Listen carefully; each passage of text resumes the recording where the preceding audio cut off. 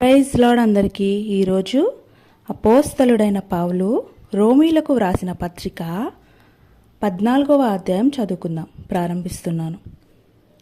విశ్వాసము విషయమై బలహీనుడైన వానిని చేర్చుకొనిడి, అయినను సంశయములను తీర్చుటకు వాదములను పెట్టుకొనవద్దు. ఒకడు సమస్తమును తినవచ్చునని నమ్ముచున్నాడు, మరి ఒకడు బలహీనుడై ఉండి కూరగాయలనే తినుచున్నాడు. తినువాడు తిననివాణ్ణి తృణీకరింపకూడదు, తిననివాడు తినువానికి తీర్పు తీర్చకూడదు. ఏలయనగా దేవుడు అతనిని చేర్చుకొనెను. పరుని సేవకునికి తీర్పు తీర్చుటకు నీవెవడవు? అతడు నిలిచియుండుట అయినను పడియుండుట అయినను అతని సొంత యజమానుని పనియే. అతడు నిలుచును, ప్రభువు అతనిని నిలబెట్టుటకు శక్తిగలవాడు. ఒకడు ఒక దినము కంటే మరి ఒక దినము మంచి దినమని ఎంచుచున్నాడు, మరి ఒకడు ప్రతిదినమును సమానముగా ఎంచుచున్నాడు.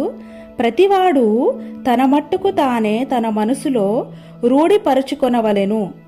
దినమును లక్ష్యపెట్టువాడు ప్రభువు కోసమే లక్ష్యపెట్టుచున్నాడు. తినువాడు దేవునికి కృతజ్ఞతాస్తుతులు చెల్లించుచున్నాడు గనుక ప్రభువు కోసమే తినుచున్నాడు. తిననివాడు ప్రభువు కోసము తినుట మాని దేవునికి కృతజ్ఞతాస్తుతులు చెల్లించుచున్నాడు. మనలో ఎవడునూ తన కోసమే బ్రతుకడు, ఎవడునూ తన కోసమే చనిపోడు. మనము బ్రతికినను ప్రభువు కోసమే బ్రతుకుచున్నాము, చనిపోయినను ప్రభువు కోసమే చనిపోవుచున్నాము. కాబట్టి మనము బ్రతికినను చనిపోయినను ప్రభువు వారమై ఉన్నాము. తాను మృతులకును సజీవులకును ప్రభువుడై ఉండుటకు ఇందు నిమిత్తమే కదా క్రీస్తు చనిపోయి మరలా బ్రతికెను. అయితే నీవు నీ సహోదరునికి తీర్పు తీర్చనేలా, నీ సహోదరుని నిరాకరింపనేలా? మనమందరము దేవుని న్యాయపీఠం ఎదుట నిలుతుము. నా తోడు ప్రతి మోకాలును నా ఎదుట వంగును, ప్రతి నాలుకయు దేవుని స్తుతించును అని ప్రభువు చెప్పుచున్నాడు అని వ్రాయబడి ఉన్నది గనుక మనలో ప్రతివాడును తన్ను గురించి దేవునికి లెక్క అప్పగింపవలెను. కాగా మనమిక మీదట ఒకనికొకడు తీర్పు తీర్చకుందుము. ఇదియుగాక సహోదరునికి అడ్డమైనను ఆటంకమైనను కలుగజేయకుందుమని మీరు నిశ్చయించుకొనుడి.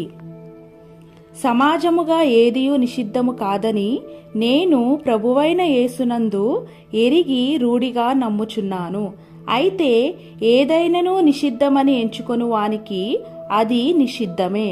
నీ సహోదరుడు నీ భోజన మూలముగా దుఃఖించినెడల నీవికను ప్రేమ కలిగి నడుచువాడవు కావు. ఎవని కొరకు క్రీస్తు చనిపోయెనో వానిని నీ భోజనము చేత పాడు చేయకుము. మీకున్న మేలైనది దూషణ పాలు కానీయకుడి. దేవుని రాజ్యము భోజన పానమును కాదుగాని నీతియు సమాధానమును పరిశుద్ధాత్మయందరి ఆనందమునై ఉన్నది. ఈ విషయమందు క్రీస్తునకు దాసుడైన వాడు దేవునికి ఇష్టడును మనుషుల దృష్టికి యోగ్యుడైన ఉన్నాడు. కాబట్టి సమాధానమును పరస్పర క్షేమాభివృద్ధిని కలుగజేయు వాటిని ఆసక్తితో అనుసరింతుము. భోజనము నిమిత్తము దేవుని పనిని పాడు చేయకుడి. సమస్త పదార్థములు పవిత్రములే గాని అనుమానముతో తినువానికి అది దోషము. మాంసము తినుట గాని ద్రాక్షారసము త్రాగుట గాని నీ సహోదరునికి అడ్డము కలుగుజేయునది మరేదియు గాని మానివేయుట మంచిది.